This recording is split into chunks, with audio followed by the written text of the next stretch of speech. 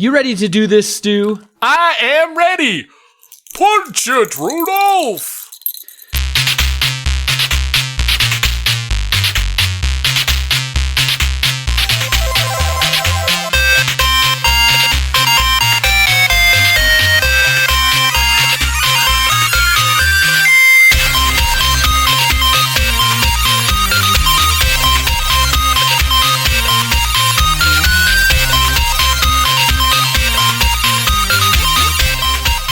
Merry Christmas, and welcome, super friends, to the Fortress of Nerditude podcast, a safe place to talk about all things in nerd and pop culture.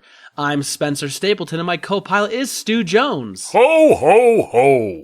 We're two nerds that just refuse to grow up. Thank you for joining us on this special Christmas episode, episode 109.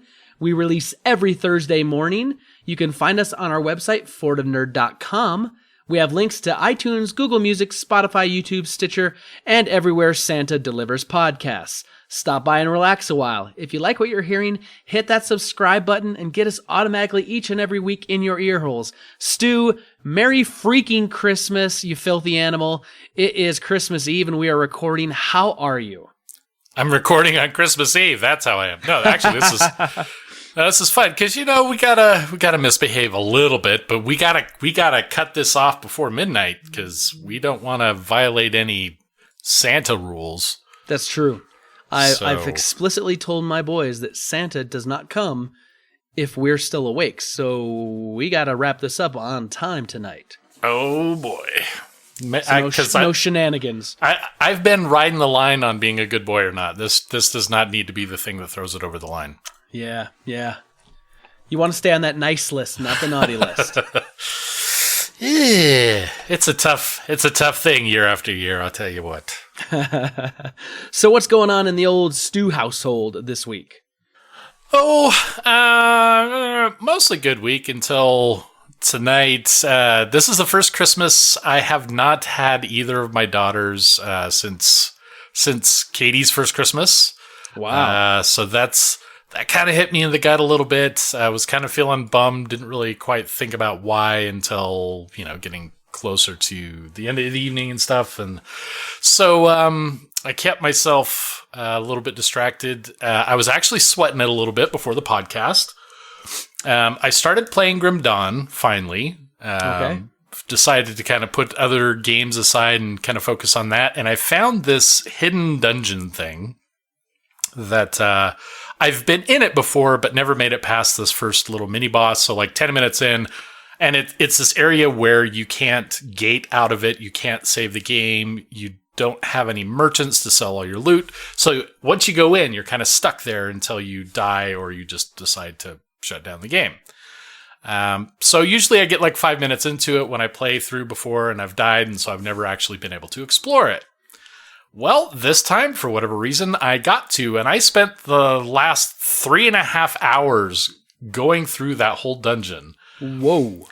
It was intense. I mean, the boss fights there are crazy. I've gained a couple levels while I was in it, but good news, the dungeon also gains levels while you're gaining levels. So I was like, hey, congratulations, dungeon. You're kicking my butt. But I made it all the way through. I found a vendor that sells these rare weapons that I didn't even know existed, so that was cool. And I made it all the way to this final boss. About 15 minutes into the fight, the boss is about 15% health, and I died. So I'm going to have to go back to that. That was a rare thing. Like everything's kind of spoon fed to you in games and in most of Grim Dawn, even that's kind of the same way. But it was fun to have this whole do or die kind of thing to kind of challenge me and have fun with. So you better believe I'll be going back in there. But this was also the week of Spider-Verse. And Morgana and I went and saw it on Friday night, kind of on a whim. Yeah? Really, really, really, really loved it. Oh, yeah. We had a great time. That is not a cartoon for kids. That's not a cartoon for grown-ups. It's just a really good movie hidden behind some amazing animation. The animation style blew me away, and I thought to myself, you know what? This would look fantastic in 3D, even though I hate 3D. So we went and saw it again on Sunday, saw it in 3D, And unfortunately, 3D didn't really add much to it, and it really could have. I mean, Really? they could have done amazing with 3D, but they didn't, I guess, focus on it. All except for like there's one scene in a cemetery, and there was just a bunch of snow, and that was cool. But that overall, the 3D really didn't add much to it. So if you're looking to Super Friends, if you're looking to go see the movie, if you haven't seen it yet, I would say just watch it in regular theaters, just fine. 3D, So not so much. I saw it, I think, a day after you saw it the first time, and I loved it too. I mean, oh man, fantastic. But I did notice a few times, like the animation looked like it was 3D. You know, how, like if you're in a 3D Right. movie, you take the glasses off, it looks like you see like the red and the blue, and they're kind of offset a little bit. So I thought maybe that's where some of the 3D was. No, maybe you're saying I think not that really? I think that was just an homage to like the early ink styles of comics. Okay. How you could kind of see the overlap on the color, especially in kind of the Yeah. the sides and whatnot. So yeah, I mean it really felt like good 3D animation in the first place without the 3D effects Sure. at all, and it didn't get any better in 3D, but it was still great to see the movie again. Loved it just as much the second time. Man, that was a good movie. Oh, so good. I went to see it to figure out if the boys could watch it, and I think the boys could go and see it. I mean, Yeah. a couple parts I went, it's a little heavy here, but it's not too bad. Yeah, and I mean, it's you don't want to shelter them from everything too much, and it's not like it's gore and violence and everything. No. There are a couple adult-themed scenes, Yeah. I would say. There would be some conversations on a car ride home afterwards Sure. that I'd have to have. Yeah. But I think it would they'd get sucked right back into the action of the movie and everything, and it was good. Did you stay for the after credits? Yes. Yes, I did. I don't want to spoil that, but that was one of my favorites. Yep. Yeah, that was really good. We'll have to do a movie club about that so we can spoil the heck out of that movie. I like that idea. But So what else? just really, my older daughter Katie, she had a minor surgery, and I've really kind of been introspective about my daughters and Christmas and family and all that stuff. Kind of contributes to that, right? Yeah, sure. And it's just been, I've just really been spending as much time with Morgana as I can. Just like she's been helping with dishes and making dinner, and even if it's not like sitting there playing time, we're still like hanging out together. I got a little Google Home thing. It's a Google Home Mini. Got it for free for being a Spotify Premium member, which was a nice surprise.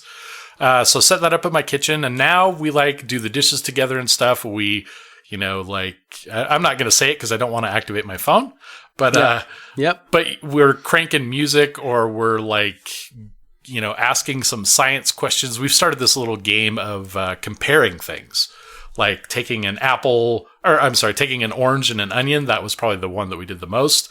And like talking about all the ways they're similar and all the ways they're different.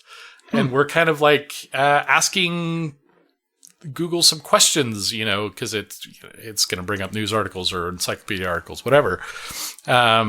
And just kind of integrating that with our time, which has made it more fun and a little educational, blah, blah, blah. And we're just hanging out a lot. And I'm going to be sad to see her winter vacation over, because I hang out, I'm with her all the time, but actually dedicating time to hang out with her and do Quality time. stuff. Yeah. We've watched a lot of Star Wars Rebels this last week. Ooh, yes. But the one thing I did this week also that I was bittersweet, I finished Daredevil season 3. Oh, really? That was amazing. And it was such a departure. Like, it was easily the best season, and it was very different from season 1, even though it likened itself to season 1 more than season 2. It was just so dramatic, so much character involvement, so great, and it was not over. Dang it. Yeah, so I'm really upset at Disney at the moment, but it is what it is. I did see something last week after we recorded that some Disney exec said something along the lines of like, well, there's always a chance we could see these characters come back again, blah, blah, blah. Like, but no one knows for sure. It was very vague and kind of loose. And I was like, dang it, guys, just, I think that they can't come out and say what's going on, but that's just me anyway. Yeah, there needed to be more. So that, Iron Fist was not quite done. Daredevil definitely wasn't done. Jessica Jones is done filming, right? I believe so, yeah. So I wonder if they're going to tie off her story, since they've kind of known with the other properties that they're finishing them off, or if they're going to leave them on a cliffhanger. Yeah, same question for Punisher. I mean, I don't know. Yeah. The timing of when they finished wrapping up production of The Punisher leads me to believe that it might not have been in the know then, but Disney executive bigwigs and Netflix executive bigwigs may have known this for quite a while and had the timeline, so I hope they tie it off, because, man. Yeah, I hate stuff that's I'm not happy at the moment. Dang They're pulling a Firefly. I know, that's exactly what I keep thinking of. I didn't want to say it because it hurts my heart to think of it. Yeah, so now I'm just bouncing around Netflix. I started watching The Haunting of Hill House or whatever. Whatever. Yeah. It looks intriguing. I know that horror isn't your thing, but not really. I like suspense, but not horror. Yeah, this is definitely ghost scare stuff. So, but I think that's enough for my week. All right, and that's a podcast. Thanks, everyone. Well, you sound fantastic. Yes, you can probably tell. I have that dreaded cold that's been going around that everyone's had. I had it last week, but it wasn't too bad. Well, hey, that's the benefit of isolating myself from humankind. Yeah, this week it's in full force, so I apologize. I'm going to do my best to edit a lot of the coughing out, because I'm coughing quite a bit. Hey, I'm just looking forward to when the NyQuil hits you hard. I know. Things are going to get fun. This is one of those episodes where I took NyQuil before we started, so we'll see how long I last before I don't remember what I'm saying, and then I start rambling. Nice. Nice. Merry Christmas, drug-fueled podcast sleigh bell. Let's see. I have gone back to God of War this week. I'm pretty hardcore into it. I'm trying to play it as much as I possibly can. So every free moment, I go for it. I'm gonna guess I'm about halfway through. I kind of took a quick look at like a walkthrough just to kind of see the chapters, and I think I'm about halfway through. A lot of things have just kind of opened up in the game for me. So now I'm kind of doing like side quests and these little favor missions. So I'm not really advancing the main storyline, but I'm doing this other stuff because I know I'm going to get good gear and I'm going to get, good, little bonuses and things. So, that sounds a lot more open-ended than the other God of War games. It's definitely a lot more open-ended. That was my biggest problem with God of War. The first one was that as much as I loved the story and everything that was going on, it was extremely linear. Yeah, no, this is pretty big. You can kind of go around. There's other stuff to do, and it is a linear storytelling game. Like you're gonna have to do this, and you're on a quest to do this thing, and eventually someone's gonna sidetrack you. But you're not. I can on go rails. anywhere. No, I'm not on rails. Yep, I can go back to areas and redo things. So there's like little things that I couldn't do earlier on that I can now start doing. So I'm kind of going back into certain areas to find and unlock these chests that I couldn't unlock before, and now I can because I can do the special thing and puzzles. Metroidy. So there's a lot of that. I'm loving it. This morning, we took the kids to go see Mary Poppins Returns because they love Mary Poppins, and my wife wanted to go see Mary Poppins Returns. It was a nice film. I felt like it was just it's a good family film. However, it lacks the magic that the first film had. And I walked out of there saying to myself, there's not a single song that I'm going to remember the tune or the lyrics to walking out of this theater, which the original one is chock full of songs that everyone at least knows one song from that movie, if not a handful. Yeah, so, that's on our list of potential next movies. Starting to take advantage of the AMC Stubs thing. Yeah. But it's a toss-up between 3 B-list movies, pretty much, which is going to be Aquaman. Yeah, go ahead and say it, Caleb. Caleb. Aquaman, Bumblebee, or Mary Poppins Returns for Mo and I. And that kind of puts that a little bit further back. Brita really wants to go see Aquaman. She says she thinks it looks good. I'm kind of so-so on it. I want to see it entirely for research purposes. Yeah. Because I know I need to see it just for completionist's sake. Yeah. Brita doesn't have any interest in the Bumblebee movie, and neither do I. Oh, and Morgana wants to see that bad. It didn't open up very well. Now, it's opening up at a very, very busy time of the year with a lot of other stuff, so we'll have to kind of see what's going on, in a week or two, how it's doing. But not a great opening weekend. Yeah. Let's see. We went to the zoo and did the zoo lights, which was a lot of fun, but personally sucked really hardcore for me because it was like 25 degrees outside. We were outside for like 2.5 hours, and I've got this cold. So, yay. And then we've just been baking a bunch of Christmas treats, had the day off today, have the day off tomorrow, making a bunch of stuff, had family over tonight, had the traditional Swedish meatball meal for the family. And then we did 'Twas the Night Before Christmas. We read from Luke 2 out of the Bible. We watched the Charlie Brown Christmas special, which is just magical. I love that thing. And then put the kids to bed. Told them Santa's coming tonight after they go to bed. And then back onto the podcast, man. Back in the Fortress of Nerditude for a sleigh-filled adventure. Oh, you were right. See? How about that? All right, Stu. Well, I think we get this party rolling. We keep moving on. Since it is Christmas Eve, we do not want to keep the elves waiting. No, we don't. But I have a serious question for you. Yeah. What are we going to do with the Bothans? Well, here's the thing. I mean, it's Christmas. I was thinking about that too. I mean, do we really want to slaughter and murder Bothans on Christmas Eve? Well, I would normally say no, but then I remember Die Hard is a Christmas movie. And there was a lot of Germans that died in that movie.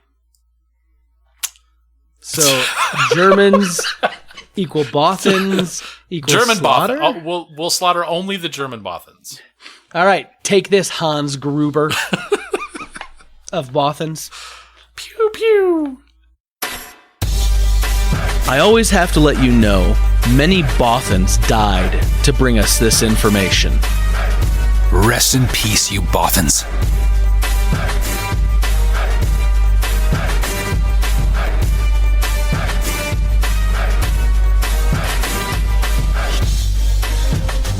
All right, Stu. We're into Rebel Intelligence. What do you have for me? So everybody's favorite love-to-hate game, at least my favorite love-to-hate game. The game I don't hate it. But Fortnite, it did not clinch me, did not grab me. But I do know that people go absolutely crazy about it. And, most of what you pay for in that game is cosmetic stuff. Right, yeah. To include dances. Apparently people go absolutely crazy about the dances because you can, run around and do them after you kill somebody or whatever you want. And there's some pretty popular dances in there, right? Yeah. So one of them being what is known more realistically as the Carlton. Yep. I don't remember the name of it. But, I mean, they have a whole bunch of popular dances in there. They give them new names so as not to be too obvious about stepping on anybody's toes. Right. But they're being sued by a couple people. Yes, they are. One of them being Alfonso Ribeiro. And I don't know if I'm saying his last name right. Ribeiro. And I know him as Carlton. He will always be Carlton. But so he is suing them for taking the dance that he popularized. Note, he didn't create the dance per se, but Donald Faison of Scrubs, he's got his Poison dance. He's been publicly decrying them, though he's not suing them. Mm-hmm. But I mean, it's the question that's come up is really about the legality of copywriting or trademarking dances, and who technically owns a dance. If it's a popular dance and everybody's doing it, there's definitely a lot of gray area there. It's going to be interesting to see whether anything kind of comes from it. I heard a while ago someone said that you can't actually like trademark dance moves. Is that true? Do you know? So I started looking at this article earlier this week, and there's definitely some legal precedents for something like, say, for example, the dance choreography for the Nutcracker is entirely copyrighted. Okay. But it's on paper. It's like 2.5 hours long. It's not just a single move. But at the same time, the moonwalk, that is a signature Michael Jackson move. Which he did not create. However, the popularization of something does allow for copyright. Okay. So there are a lot of little gray area pieces here that all need to kind of come together. It's going to take a little while for the lawsuits to come out and decide what's going on. But I mean, one of the biggest things about this, though, isn't even just the copyrightability or the trademarkability of this, but it's also the appropriation of other people's culture, taking other people's work. Yeah. Yeah. And it's, especially without credit, like, and I'm sure that's to get around having to pay for people's music, but like the music that goes with some of those dances isn't included there. Nobody's getting credit for these things. They're just kind of taking it and they're making money off of it. A lot of money off of it. So I guess, though, you could make the argument that Michael Jackson took the moonwalk, which had been around, I heard at one time, like since like the 1930s, and took it. And when he popularized it, he made money off of it because he started doing it in every single commercial, every single thing. Well, yes, but he didn't give credit to people who created it. He didn't sell himself doing the moonwalk. Like, he didn't... True. It was part of his whole dance routine, and that was thing, yeah. only a part of it, not necessarily something directly that he was selling. I'm just saying, like, the moral argument, like, I get how the people like Alfonso Ribeiro or like that little kid that was on Saturday Night Live with Katy Perry who did the floss dance. The floss is another big one, yeah. I get how they may not have created that. They popularized it, and so they're going to make like the moral argument, and I get that. I think it just becomes when you're taking it and giving it for profit. It seems shady. It seems real shady if you're not going to give a kickback at least to the people that you're directly, blatantly ripping it from. I get that. I do know that man, now that we're talking about this, I do remember I read like a whole big article, because I think this had happened once before a while back. It was in the news that I think you're right. I think you can trademark a dance routine, but maybe not an individual move. Yeah. Well, there's definitely some... There's enough legality behind it that this hasn't been outright dismissed. So I don't know. I'm interested to see where that's going to go. Either way, it's going to set a precedent for what's possible in this new age of buying and selling emotes and dances. But yeah. But it's popular enough to matter. So, and Fortnite's a massive game. So I mean, this is. Over $1 billion in revenue since last year. If one of these cases goes against Fortnite, everyone and their dog is going to come out of the woodwork to say, hey, that's my dance over there. Or that, because rightfully so, if someone did create something and they're making money from it, Yep. But it would also significantly restrict what Fortnite's going to be able to use to generate that revenue. Oh, for sure. So. It'll definitely change the game. All right, Stu, well, I got a little present under the tree here for you I'd like to pull out and we can unwrap it. Oh. So you were talking about Spider-Man Into the Spider-Verse. I also saw that. And here's a little Easter egg. This isn't going to spoil anything, but it is a cool little thing that happened. So in the movie, you see that Spider-Man has a Christmas album. Yep. Well, I'm here to tell you that, Stu, this is a real thing. Sony has actually put out like a mini album with the voice actors singing the parts like they did in the movie. Oh, that's precious. You can go out right now and you can download the album. It is called, I think it's called something like Spider-Man Christmas or Spider-Man? Here, I got to pull it up here. I'm going to have to listen to this with Morgana when she comes home tomorrow. So it's Spider-Verse's Christmas album. Yep, it's real thing. It does have the songs Spidey Bells that you kind of saw. Spidey the Snowman swinging around the mistletoe. Spidey, It's Cold Outside.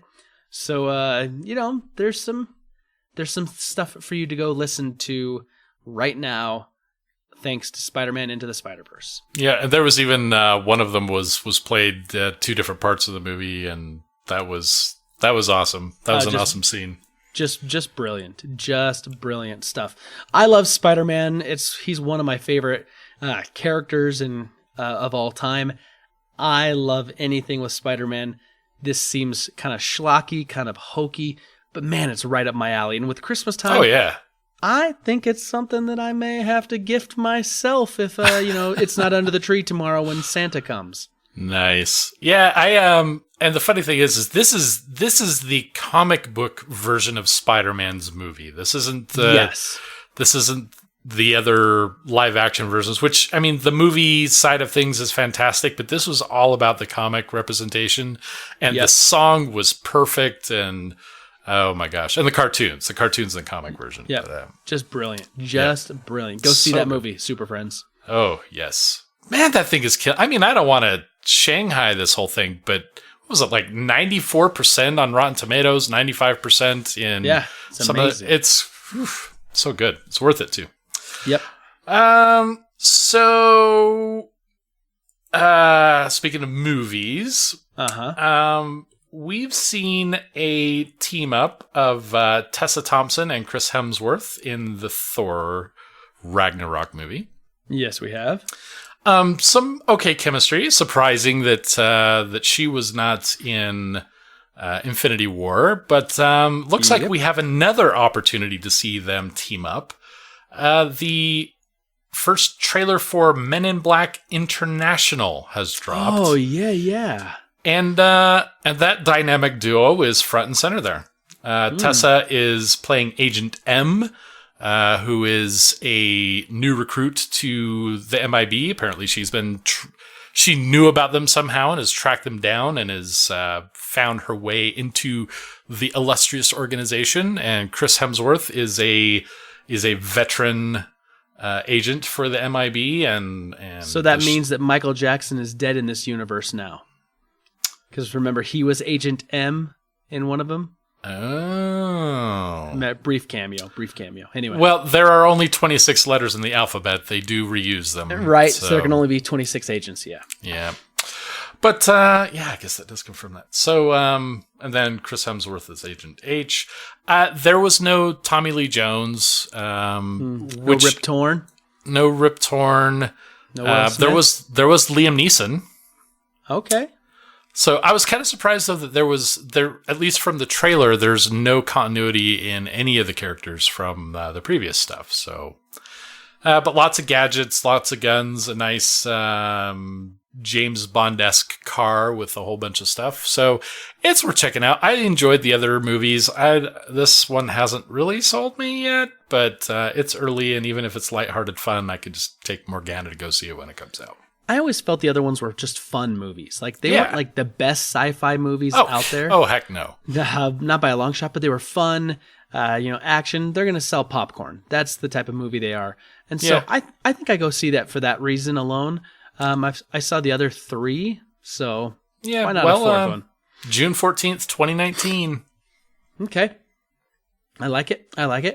I got another Christmas present under the tree. It's not a Yule log, but it is something that's on fire. Oh, it's that Hellboy trailer.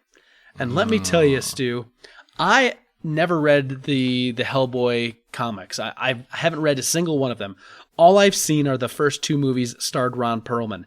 Loved the first one. Thought the second one was just kind of okay. Agreed.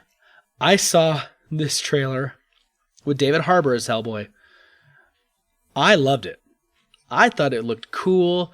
I thought it was a little bit different than the original two movies that I've seen, but I don't have any background knowledge, any history from the comics. I thought this looked really cool, and I'm excited to see this. I want to go see this thing. I have a few friends who are pretty fanatical about Hellboy, who went absolutely crazy over this trailer. They're very excited to see it. So my guess is that the authenticity of the character may strike a chord. But overall, I honestly wasn't, I was not compelled by that trailer at all. I thought most of the scenes were really generic, no real acting involved. There was one scene where he's apparently in hell. That looked kind of cool, but overall, nothing in that grabbed me. Nothing at all. Like, not even from a point of that looks stupid. It was just not there. No interest at all. See, I liked it, but I think it's one of these things where it's a first trailer. I think we're going to get a longer trailer, something that's going to show more in depth. I think this is just meant to be like kind of the highlights of like what Hellboy is and what he's going to do. Because I think this first two movies probably didn't do as well as the studios would like. And so they want to just give a broad overview as to what Hellboy is, maybe, or kind of an idea of what he is, to try to bring in a broad general public, throw that net kind of wide and very vague, and then it's going to tighten up on the next trailer. That's my thought on this. Yeah, we'll see. As it is, just nothing there. Like the Captain Marvel teaser that came out, I was really kind of meh about that as well. But at least I saw some potential. I saw the tie-in to the universe at large for the MCU. I knew that we were going to see more. I knew I was going to see the movie. This one really nothing is gripping me at all. No interest whatsoever from that trailer, at least. My only fear is right now is this thing is going to release like April 12th. It's going to be releasing around a lot of big heavy hitters. That's like maybe a month after, like 5 weeks after Captain Marvel, and probably only a few weeks before Avengers Endgame. That actually might be the only spot that makes any kind of sense. You think anything after Endgame is just going to be pointless for the next month or so? I would say, like, any closer to that, it's going to die. I don't see it lasting too long in theaters as it is. So that first couple weeks gives it a nice cushion. It's 5 weeks after Captain Marvel. That's enough time for things to settle down and other movies to kind of take the reins here. But any later than that, they would have to kind of clear off like 3 months later to release it to do any good. Yeah, okay. I see what you're saying. Well, I'm going to go see it. And I'm going to take you along with me. We're going to use our AMC Stubs A-list. So I can't use the I can't afford it excuse? Nope, not really. No. Dang it. How about that? What if I say I'm now subscribing to Movie Pass? I'm going to pay for your ticket. Come on. We know Movie Pass will be dead by then. I have not heard any news about Movie Pass in the last couple of weeks. I got an email about it just like 2 weeks ago saying like, hey, here's our new plans. It's like $30 a month, and you can go see 3 movies a month, but you can see blah, blah. It looked so watered down. It looked more like what it used to be before they switched their $10 a month model to try to bring in a whole bunch of people. Yeah, well, anyway. Whatever. Done with those jerks. I am loving AMC more and more every time I use it. So... And I'll actually be talking about this in a little while, but one of my favorite gifts that I ever got was the BB-8 robot, like the actual BB-8 robot, small one by Sphero. You could control it, remote control it with your app. I got that. Took it into work all the time. We'd roll it across the table and roll around the office. Everybody loved taking a turn at that.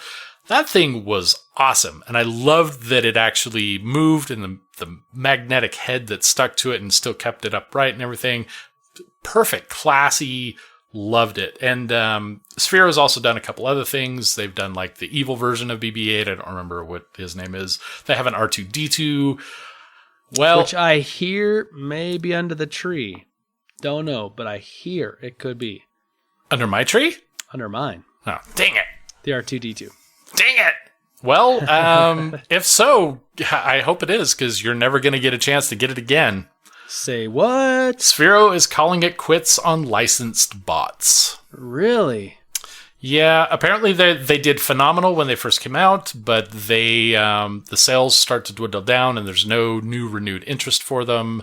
But they've also been all this time, they've been focusing and making a really good showing of like more educational purposes for the Severo technology. They've got a couple light up ones that are just plain by themselves. They just light up.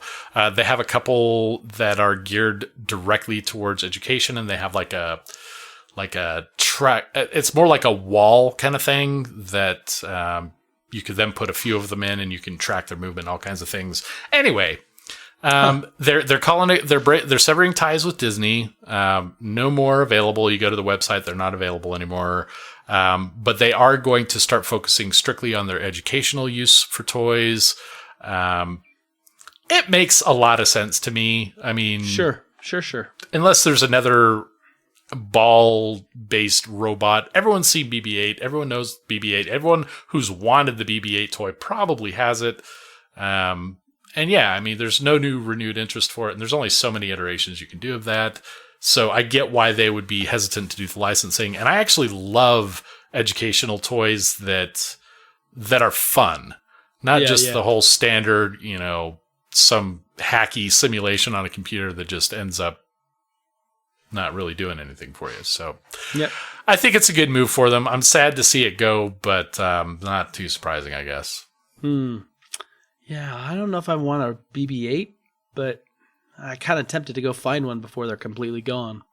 Oh, you better believe that they're going to already be skyrocketing on eBay. Yeah. As a matter of fact. better check and see what they're going for. All right, I couldn't get rid of mine. Here's the last thing I have. And unfortunately, this is not much of a gift, more of a lump of coal. Sad news. The Penny Marshall, director of Big, League of Their Own, Awakenings, star of Laverne and Shirley back in the 70s and 80s, recently died due to complications with her diabetes. She was 75 years old. Unfortunately, we're losing people, right? I mean, that's going to happen. But Penny Marshall, I think, really was a great director of comedies, had a real good finger on the pulse of, the comedic tempo, and knew how to take stars and put them in really funny scenes and get the most out of them. Man, Big is so good. Even now, I still think that movie's funny. Big is a great movie. And she, her biggest triumph, I think, is overcoming the stereotype that came from playing Laverne. Oh yeah. Because that was a phenomenal role. That was ongoing, but like most actors that get stuck in a role for a long time or are iconic in a role, it's difficult to get away from that, and it's difficult to be taken seriously in doing something else. So she took her career into her own hands, became a very well-renowned director. So yeah, well, she'll be missed. She was 75, so old people do die, but I don't. Is 75 old? I think it's old enough to where it goes beyond it's a surprise thing. Okay. I think 75 is the cutoff officially. So if I die before 75, it's a surprise. If I die after 75, no one should really be surprised by that. Just putting it out there, super friends. So in 30 years, we'll be on episode 2901. Right. I don't have any other Merry Christmas type of Rebel Intelligence. Do you? I don't. Well, let's hitch up that sleigh once again and let's keep 'em moving. All right, Stu. Last week we had a discussion. We were talking about, Christmas. We were talking about The Martian. And then we decided hey, okay, let's have our question of the week since it's going to be Christmas. If money were no issue, what do you want? And I said I would want the Force, and you told me that's not a real thing we can buy with money. And so you just totally crushed my dreams. I'm just letting you know that. I will say I did watch The Martian again, by the way. And? This is so good. Yeah, it's amazing. But after you crushed my dreams, I said that I would get the entire Star Wars, the 77 to 83 collection. You said you're going to get every Corvette that's ever been made, right? Yeah. Based on the fact that you're saying that a collection counts as a gift, sure. I will collect all the Corvettes, yes. Yes. So that's what our answers were. But we asked you, Super Friends. And so let's read this special Christmas Eve edition of our question of the week. We are going to start over where we always do on our email, which is fordofnerd@gmail.com. And that's going to be with good old Peter Christensen. He says, and I quote, "Dear nerds, Spence, do you make your Swedish meatballs from scratch or buy them from IKEA? No shame in that. Most people in Sweden do that. They are actually made from scratch. My wife made them today. So no, we don't buy the meatballs. She actually makes them, and they're delicious. And they weren't brought over at all. I have some in the fridge, man. I'm telling you. I did invite you over. I did say you were welcome to come. You did. And if you would have showed up, it would have been more the merrier. Yeah. I would have been crappy company. Trust. I mean, I did have my brother over. No, I'm just teasing. I love my brother. He's great. Wink, wink, nod, nod. All right, it says, wearing headphones is the best defense against podcasters' Alexa pranks. I see. But now I know that Alexa is in the home of Peter Christensen. Ooh. So, Alexa, play Christmas music. Just in case. Just in case. You should have said Spider-Verse's Christmas album. Ooh, there you go. Dang it. He says, +1 for Brooklyn Nine-Nine. I bought seasons 1 through 3 on sale from iTunes. I got tired in season 4 through 5, so as far as I'm concerned, I have the whole series and I love it. I'm like Santiago, except not a hot Cuban woman. He says, I read The Martian before the movie came out. Basically every quippy line, colonizing, space pirate, fastest human ever, etc., was in the book, but Matt Damon was more likable than Book Watney. The science is impeccable. Andy Weir has many friends and readers that work at NASA Ames in Mountain View and had many chances to edit the book before it was complete. He wrote it as a series of blog posts, so many of the engineering problems were cliffhangers. The tarp tearing was the biggest example. You got to see something wrong from the factory to the lab to testing to the habitat. As far as the crew's choice to go back for Mark, I bet they would have. I read the memoir of astronaut Chris Hadfield called An Astronaut's Guide to Life on Earth, and I was moved by the degree to which astronauts support each other and how the astronauts' families support each other. He says, my Christmas wish would be for a couple of acres on the Snoqualmie River outside Seattle and a paid-off house. Not as fun as the complete Corvette collection, but good for the soul. Merry Christmas and a happy nerd year.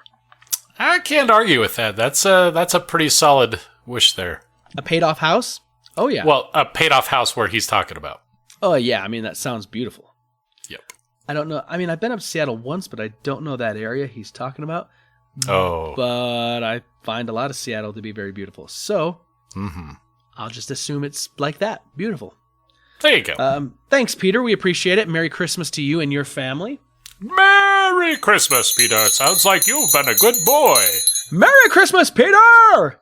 Merry Christmas, yo, building and load! Oh, no. Oh, no. Sorry, the Jimmy Stewart has to come out. It just has to. It's Christmas. NyQuil infused. We're getting there. Over on Twitter, at Ford of Nerd, we've got Tim Paulin at TPaulin20 says, a house big enough for all our friends and family could congregate. Just don't overstay your welcome. I like that. Are houses the thing this year? I heard houses were down with millennials, so... Well, I don't know that Peter or Tim qualify as millennials. I'm not saying they are. I'm just saying that's interesting, given that people want houses less and less, which, I don't know, given the property values keep going up. I don't know that I believe that. But So the interesting thing is Peter qualifies as a house that's paid off and says the location. Tim just says he wants a house that's just big enough for friends and family to come over and congregate. I have a friend, actually, that's having a Christmas Eve party right now in Salt Lake. They have that kind of house, and that's a legit thing. Yeah. So yeah, our house isn't the best. Like, we have family over and stuff, but I mean, yeah, I could fit all my friends and family in my house. I don't have many friends, and I don't associate with much of my family. But you got me, Stu. You got me. I do, but it's not like it's a big enough for all my friends and family. It's everyone could be in here, but different rooms and stuff. But big open spaces, man. Yeah, I like houses with that as well. Okay. Unca Festivus at dspin67 says, for me, I love his Twitter handles. yes, how he always switches it. Oh, by the way, my former boss just chimed in to me on Google Hangouts, says he just finished watching Die Hard. Yes, Christmas movie. Boom. I love it. By the way, there's two types of people in this world around Christmas time. One, those that believe Die Hard is a Christmas movie, and two, those that just don't care. Maybe there's a few people that think it's not a Christmas movie, but they're crazy, so we're not talking about those people. Anyway, Unca Festivus at dspin67 says, for me, all the books, videos, and labs to pass my CCNA that's going to come. He says, no money is an issue, no kids going hungry, no kid waking up on Christmas Day without a gift to open. Merry Christmas, fam. That falls under the Peace on Earth umbrella. You think that's Peace on Earth umbrella? Cheater. I mean, there still could be war raging around, but kids have something to open. And they could be opening up, like weapons of mass destruction. To defend themselves with. Defend themselves. Every kid's opening up an ICBM under the tree. Just saying. It could be. Am I taking this a little too far? Is that a little too crazy? Just saying. Just a wee bit, lad. Here, kid, it's a butterfly knife, but at least you got something to open up. That's right. I'm going to defend my family. Okay. Let's move on, because please. The medicine's kicking in. BS at BravesB_. Good old Brian says, I'm keeping it easy. Xbox One X and or a PSVR. That's because he's a PlayStation guy right now, and so he'd want the PSVR, maybe get on that new Beat Saber game that everyone's raving about. Lordy. Yep. Or the Xbox One X. I like it. Sarah Knightley at Sarah Knightley says, a yacht with a crew. Ooh. So she wants a yacht and the crew to run the thing. I think we should get more details about the specifics of the crew that she's interested in hiring. Yeah. I mean, are these like, something you're going to see from like a 1940s pirate flick where you got these big burly chested guys rowing the big oars? Or is this just like, like a bunch of millennials out, on Could be Somalian pirates. Yeah, oh yeah, see, there you go. Look at me, I'm the captain. I am the captain now. Well, super friends, we got one more here for you. We got to jump over to a voicemail. Who do you think that's from there, Stu? Rudolph? Let's see if it's Rudolph. Good morning, Fortress of Nerditude. This is Paul Calico coming at you with the question of the week. So, if money was no option and Spencer is able to get the Force, I would like to genetically enhance a spider with radioactivity, have it bite me, so that way I get Spider-Man powers. Boom. How about that? But if I can't get that, how about some land and a house to put on that land with a few good rooms in it so I could put all of my toys in there and my wife and maybe have a guest room and, nice garage, nice plot of land. Because money's no option, right? I could get it all, right? But to make it more a little more realistic, I guess. Well, a house in Leo. I would like the collector's edition Lego Millennium Falcon 1:1 scale. Thing is freaking huge, and I think it's like $1,500.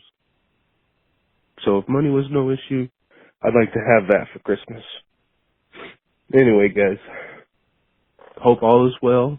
Hope y'all have a Merry, Merry Christmas to everybody in the Fortress of Nerditude. Elstack. So, not Rudolph, but maybe Spider-Man? Are they really that different? They fly around, they wear red, and Rudolph wears red? He's got a red nose. That's not really wearing red. He bathes himself in red light. I would say that's wearing red. Oh my goodness. They stick to services that people and humans don't usually stick to, a la roofs inside of buildings, because the reindeers can fly. Yeah. Well, how about the house thing? So 3 people, houses, and I would dare say a yacht, kind of like a house on the water. Houses are the in thing this year. I did not expect. Apparently, I hope Brita isn't hoping for that under the tree, because I don't know that Santa was told that she would, want a house if that was the case. Did you look over her shoulder when she was writing her list?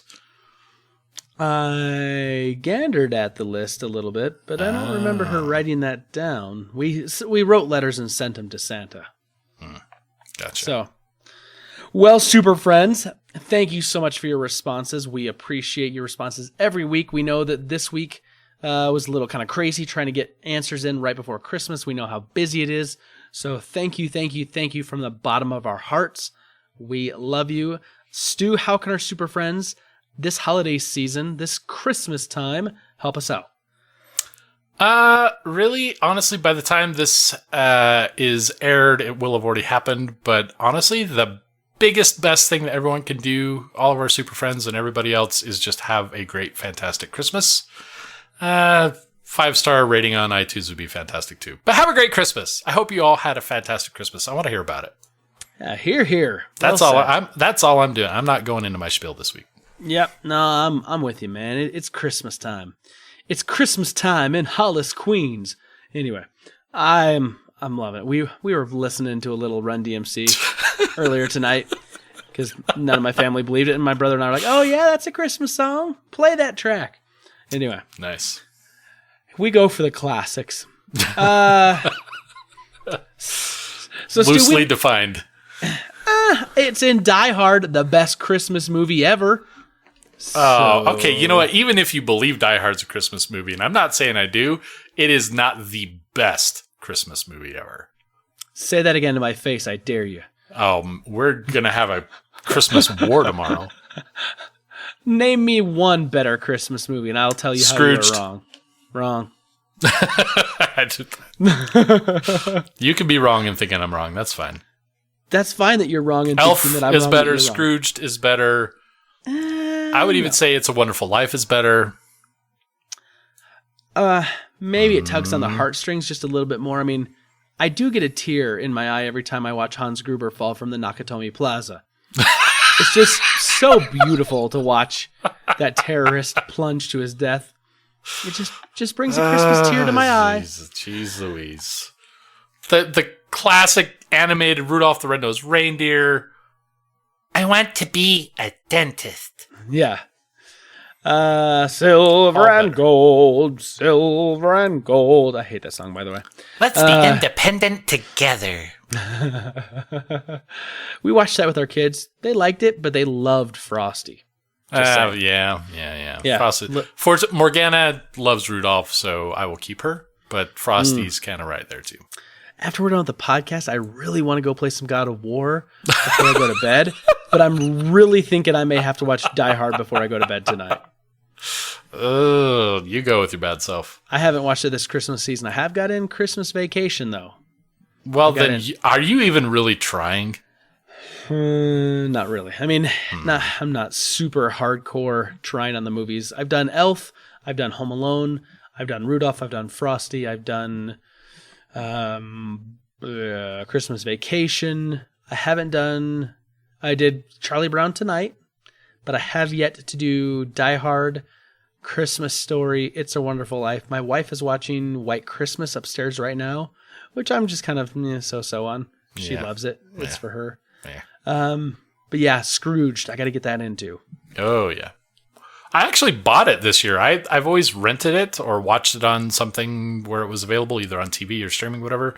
I actually bought it this year digitally, and just to make sure that I have it. Yeah. I got you. So, Stu, we had this idea that we wanted to talk about some of the best and worst ideas for nerdy Christmas gifts, and then maybe also use some examples from our life, things we have gotten potentially, or not gotten, I guess.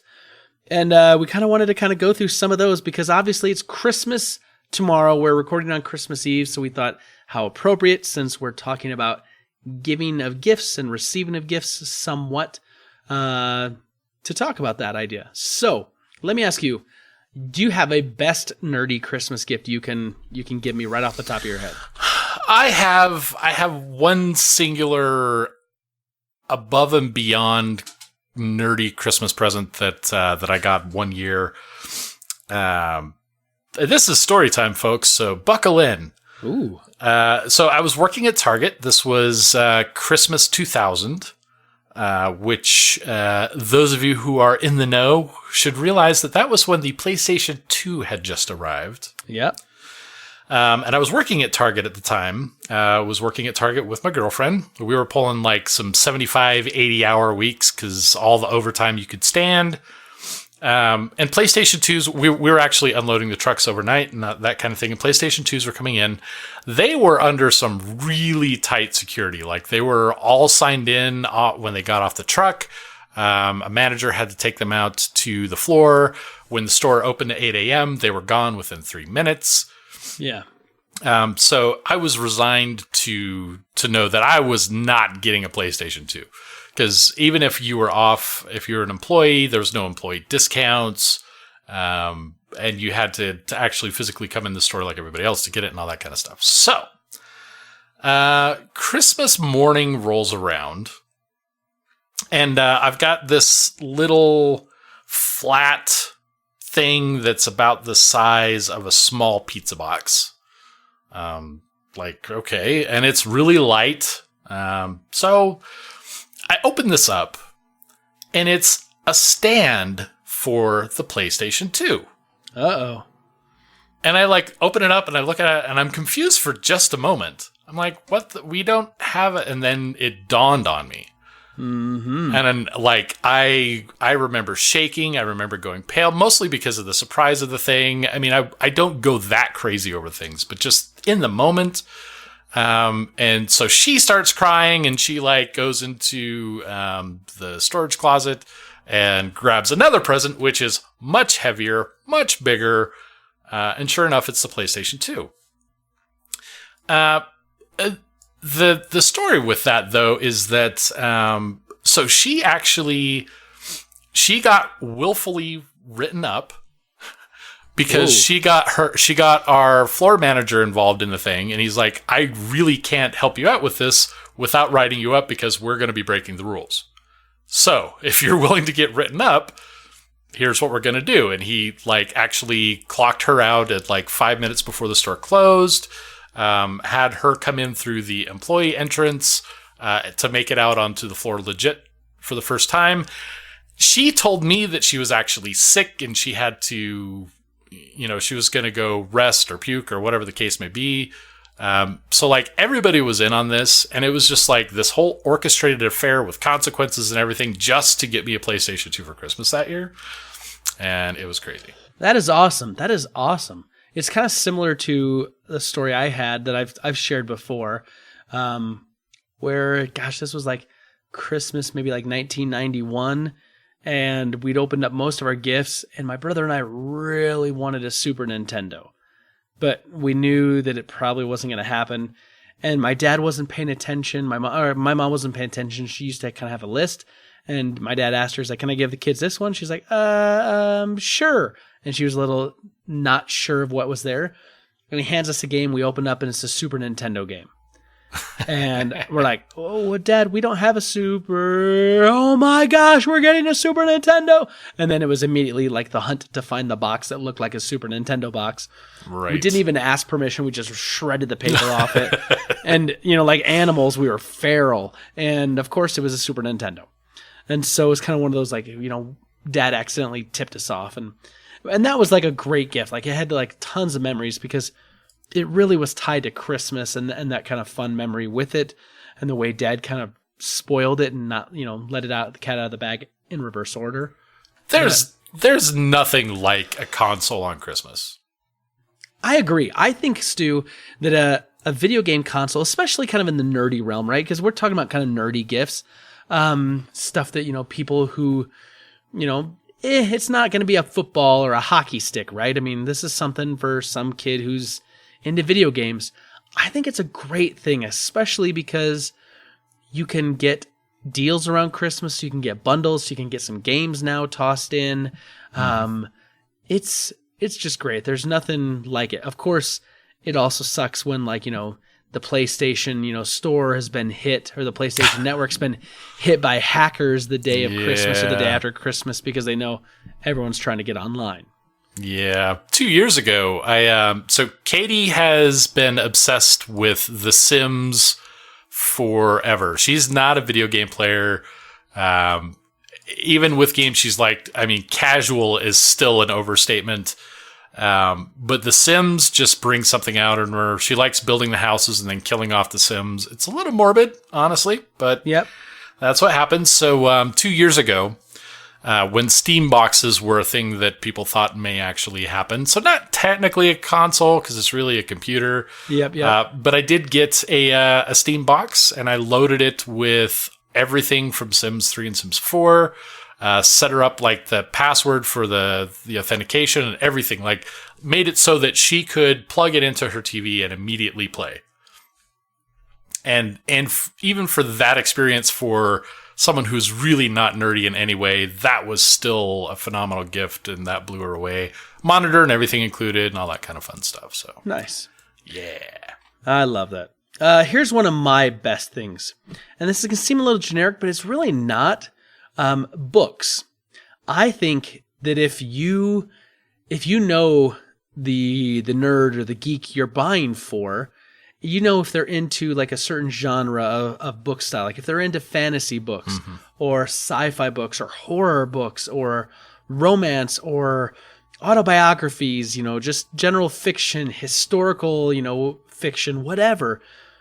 If you know that there's something that you've enjoyed, but they haven't read yet or haven't gotten into, that's a perfect gift, because you can introduce a nerd to a new fandom, something that they can latch onto and delve into that world.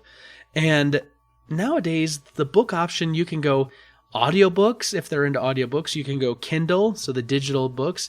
You can still do the physical. And then also, if they're really into physical books, you can go with some of the collector's editions. I am always on the lookout for a real good copy of Lord of the Rings. I was just gonna say, if you know somebody's favorite book, a special edition of that, a first edition print, signed, yes, an old hardback that is just shown that it's been read a lot.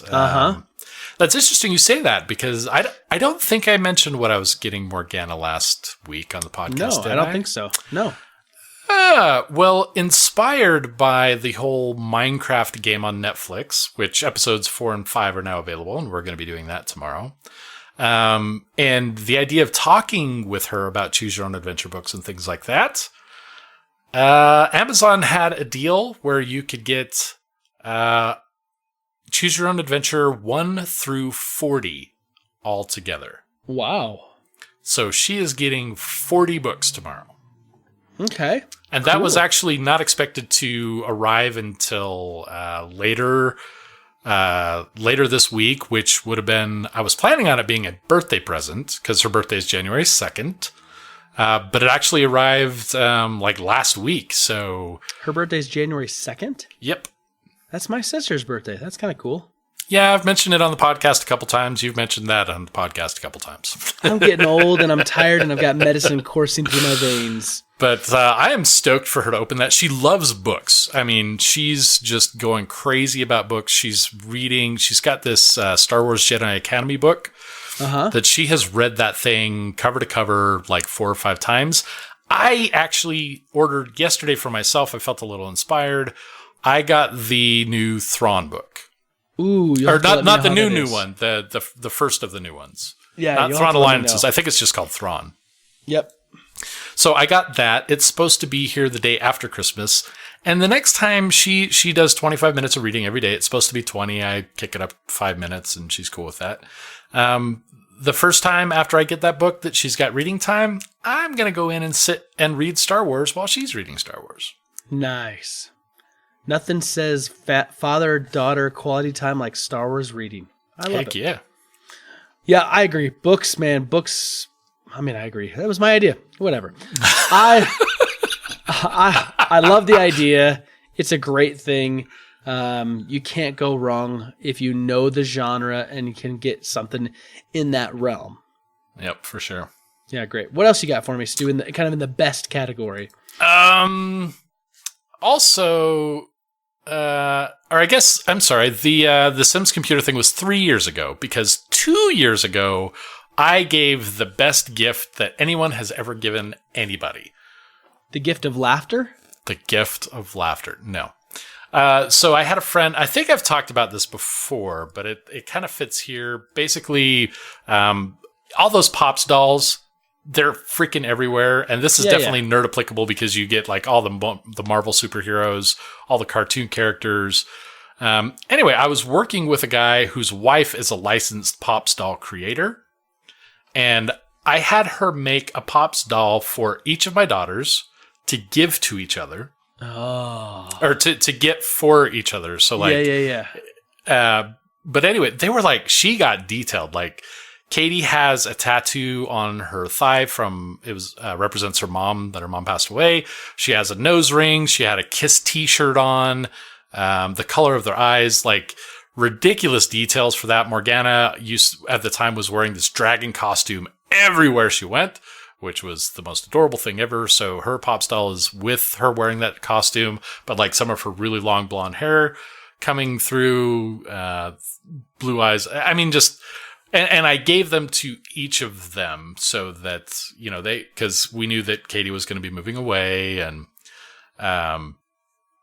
so yeah, and that just like they both were balling, and we've got the one for Katie sitting on the shelf here. Katie's got the one for her sister up there with her in Oregon.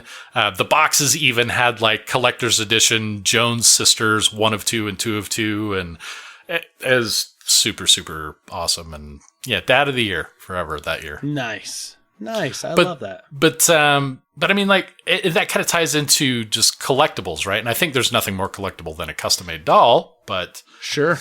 But those Pops dolls are freaking crazy, and they're so popular, and they're great for desks and all that kind of fun stuff. Yep, I definitely think collectibles is a big, awesome nerdy thing you can do. Yeah, especially if you know what they're into. If you just get them something at random, it could be hit or miss. But something Brita got for me that I think it's kind of a collectible in a way, but it's maybe just to me, I don't use it for its actual intended purpose. But I have a Star Trek USS Enterprise A pizza cutter.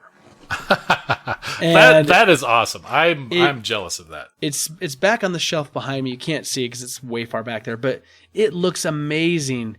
But I don't want to actually use it to cut pizza. Yeah, so I would totally cut pizza with it. It kind of stays in the nice box that it's in, and I kind of got it where it can be looked at and seen, but it's not, for me, very functional. Yeah, I don't want to get pizza sauce on it. See, I don't know. I've always been of the idea that if something is special but it has a functional purpose, then I'm going to use it for its functional purpose. Like I have a couple of friends that have Corvettes that they leave them in their garage unless it's a special occasion. For me, that's like a car that's made to be driven. So I'm going to drive the hell out of it until it run it to the ground. Pizza cutter, I would totally use that. Even if it meant that it would, lose its quality over time. Now, like the dolls and stuff, those things just kind of sit there, so they're going to last forever. But yeah. But I mean, I think we both like the same things. But I would totally be cutting pizza with that every chance I got. Okay. I would cover the USS Enterprise in bloody tomato sauce. Oh, and then you say the Romulans attacked them or something? Oh, yeah. Nice. Defy the neutral zone treaty. Right. You've crossed into the cheese zone. The pepperoni has attacked you. I don't know. The Havarti zone. Do you have anything else in like the kind of the best of kind of category? I always love things like just t-shirts and coffee mugs that are nerdy related. 9 times out of 10, it's going to be Star Wars for me. I have a lot of Star Wars mugs. I have a Father's Day Star Wars shirt where it's Darth Vader making eggs for little Leia and Luke, and just funny stuff like that. And just because they they speak of your personal preferences, you know, like I'm wearing a Star Wars t-shirt somewhere. It says I like Star Wars. It's pretty obvious. And just little things like that to kind of reinforce it. Those are always good gifts too. Nice. I'm actually wearing a gift that I just opened up today, and I don't know if you can see it, but it's a Donald Duck pajamas. It says "Do not disturb." We kind of started a tradition where we open up Christmas pajamas on Christmas Eve, and it's not something I did as a kid. I didn't either, but Katie used to make us do that when she was kind of starting to help with Christmas. Yeah, and so we did it with the boys, and the boys both look like Santa. They got these little Santa pajamas. Nice. And Brita and I got kind of Disney themed because we're going to take this Disney World and Disney. Yeah, I know the boys are listening. We're going to take this Disney World trip, and then there's another thing that's going to happen on the week after that. And so we got Disney themed pajamas so we could wear that there. I like that because I find pajamas are a way that you can really just, because it's something where you're usually going to be in your own home wearing them. So you can really kind of express whatever fandom you want to. And they can be as crazy and silly and wild as you want them to be, or they can be as low key as you want them to be. But when they're given as a gift and there's been some thought put into it, I like it. My wife knows me. I do like the Disney stuff, but I definitely, when it comes to the Disney stuff, I identify with Donald more than any other character. I like that he's grouchy. I like that he just doesn't like to tolerate a lot of junk and crap from people. And then he just gets really angry for like the most random nonsense reasons. And I just love that. Like it just resonates with me because sometimes I just get grumpy over some dumb things. And my wife usually tells me once she feeds me, then I'm fine. And that may be the case. But I like the old... You get hangry. Donald. You just need a Snickers. That's true. For me, it's Eeyore. Aww. Nothing special, just my birthday. Just want some pajamas. Nothing special, just Christmas. Ho, ho. So yeah, I definitely like the old pajamas. That's kind of the things I've got in the best categories. I mean, there's other things like I've got that I've really enjoyed. Things like gift cards are always kind of a safe bet.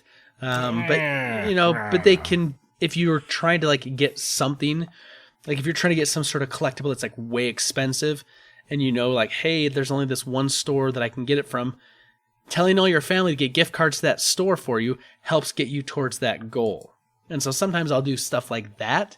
I don't know. I always try, I like to think of myself as a skilled gift giver. And, I don't know. I like the personalization of something. And I'd say I'm 50-50. If there's a gift that I really think speaks about a person, like on their wish list, then I'll try to get that. But just as often as not, I'll get something completely off list. And I would say I haven't had many misses. A couple, though. So if you've had some misses, what are some of the worst things you've gotten or given?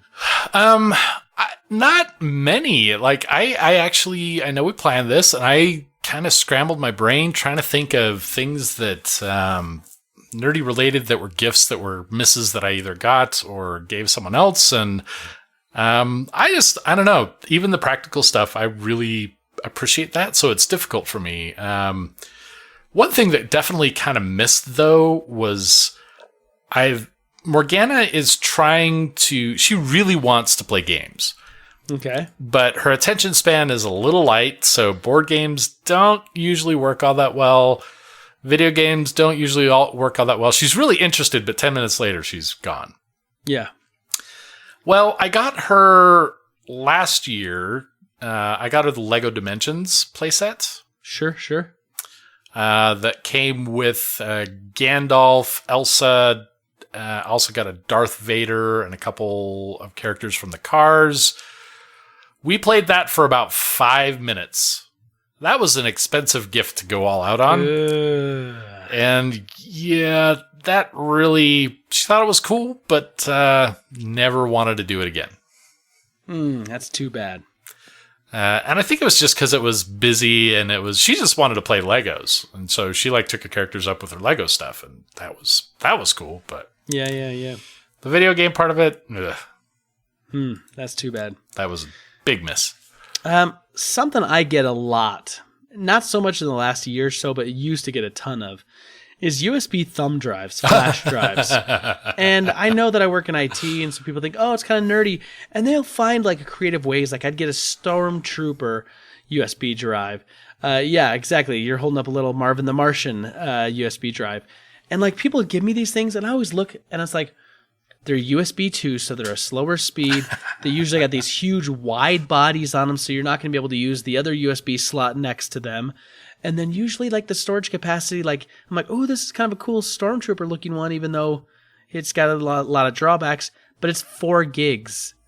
Like, I don't know what I can do with 4 gigs anymore. Like, it's rather ironic complaining about having only 4 gigs. I know, right? It just seems ridiculous. I remember being excited when the first 1 gig thumb drive came out. And now it's like, it's less than 64? What can you even do with that? Right, exactly. So thumb drives now to me are kind of one of those like passe, like you got to really stop buying these as a Christmas gift to give to your nerdy loved ones. Because the reality is, most people that would want a thumb drive probably have like 50 of them already. Yeah, I find them when I'm looking for other things at this point. Yes. Yep, exactly right. So I'd stay away from that, Super Friends. If you're still looking, and you're listening to this podcast and it's 2 days past Christmas and you're still looking for that belated Christmas idea, don't do flash drives. Don't do USB thumb drives. What about you, Stu? What do you got? I think the other thing I would think of is, while I do appreciate socks and ties for the practicality of it, nerdy socks and ties for me are a pretty big miss. The socks, because nobody else is ever going to see them. And if I'm wearing them with shorts, I need to be sent home. Right. And anytime I'm wearing a tie, there's only 2 times I'm wearing a tie. That's a funeral or a job interview. Neither one of those needs to be, R2-D2 oiling BB-8. It sounds a little dirty also. Yeah. Just saying. Well, yeah. It's fine. Everything's fine.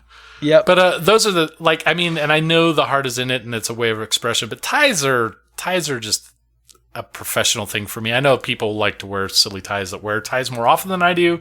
Good for you. Socks, nobody's going to know that they're there but me, and I'm not going to go, I know I've got R2-D2 socks. Right. Oh, I do have a cool pair of Darth Vader socks that I wear to church every week. but like, it's only cool to me, and I know it. Like, I'm not like, hey, look at my socks, I'm pulling my pants up so they're high waters. No. Yeah, I'm with you. Ties are out, socks are out. Skip it. They look cool, but the reality is, if they wanted that, they would have told you they wanted that. Get a t-shirt. Yeah, that's a better way to go. Although, sometimes you still can't go wrong there. So you got to be careful. Here's something I think that appeals to people to give as a gift because they think it looks cool. And they're like, oh, this person will love this. They'll totally geek out or nerd out about this. Single-use appliances. I'm looking at you, quesadilla makers. I'm looking at you, sandwich makers. I'm looking at you, air fryers. All these things that really can only be used for one thing only, but they take up a massive amounts of kitchen real estate. That's funny because you just went through the list of the top 3 things that are wasting space in my kitchen. Right? Like an Instant Pot, you can do a ton of stuff with. I get. But quesadilla makers, you can only use it for a quesadilla. Yeah. Why wouldn't you just toss that crap on a frying pan on the stovetop? Why do we need a specialized single-use appliance for that one thing, or a bread maker, or a sandwich maker? I mean, just, ugh. I know people that actually make pretty good use of bread makers, but it's someone who has to really like to make bread. See, the reality is, I think with the bread makers is that if you're really into making bread, the reality is when you use that, you can only make one loaf, and it does it all the thing. It's self-contained. You're really not going to make a ton of bread. But if you're going to make bread, people usually will make a couple loaves all at the same time. Out of the people I've known to make bread, I would say just as many have preferred to use a bread maker as making it in a pan. Really? I've seen bread makers get some solid use. But that's interesting because I am treating myself, my gift that I'm giving myself, besides the plethora of Steam games. Right. Of which you bought the Steam all Winter of Steam. Sale. Yeah. I got myself a nice quality walk, electric walk. Okay. Because that can be used for a lot of things, though. Oh yeah. I'm not implying it's a single use thing, right? By any means. That's going to be transformative for me, because that's going to be the preference for making just about anything I want. And if I can't easily make it in a walk, then I probably won't be making it. Looking at you, Hamburger. Yep. I got a cast iron skillet a little while ago. It's something that I've wanted for a long time because I like the fact that the cast iron can get a lot hotter and hold its heat better. So when you cook on it, doesn't cool down the pan overall that fast. And so that's good. But once again, I can make about a gazillion things in that. Sure. Yep. And if need be, great home defense item. Just saying. It's like the Swiss Army device of the kitchen. Well, there you go. I will be careful when I tread that way. Right. Just don't break in late at night, or you may, get a boom, lodge cast iron up inside the skull. Well, I will come prepared with my Acme anvil. Or your quesadilla maker. Hey, it will finally get some use. I got a second use out of this device. I don't know why I got all George Costanza there. I have no idea. Did you have something else for worst kind of ideas? Not really. Overall, I love getting gifts. I love, even if it's not something I would pick out for myself. Someone went through the trouble of getting me something. It's usually well appreciated, and not many things have really fallen flat. So definitely a lot more on the positive, nerdy side of gift giving than the negative. So I had one more on the negative side now, and this is more just because the technology's changed enough. DVDs. Don't give DVDs anymore. Well, I'd say a Blu-ray with a digital. They could use. Great. That's still okay. As long as Blu-rays are still on the table, I'm good. Yeah, but just like the old school DVD, most people don't. A lot of people don't even have DVD players anymore. And if they have a DVD player, Blu-rays are cheap enough. Get them a Blu-ray player. There's your gift. Yes, do that. Or get them a console.